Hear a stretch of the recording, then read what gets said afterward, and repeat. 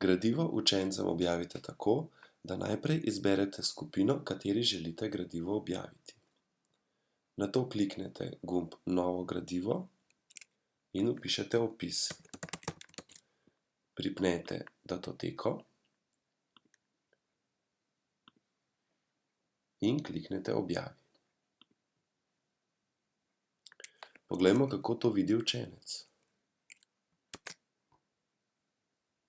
Na učenčevi časovnici se na levi strani pri predmetih takoj pokaže opomnik, da ima eno nepregledano gradivo ali nalogo. Učenec vidi nalogo oziroma gradivo in njen ogled potrdi s klikom na gumb Potrdi ogled gradiva. V tem primeru učitelj na drugi strani vidi, da je eden od učencev že pregledal gradivo. S klikom tudi vidi, kdo je to bil.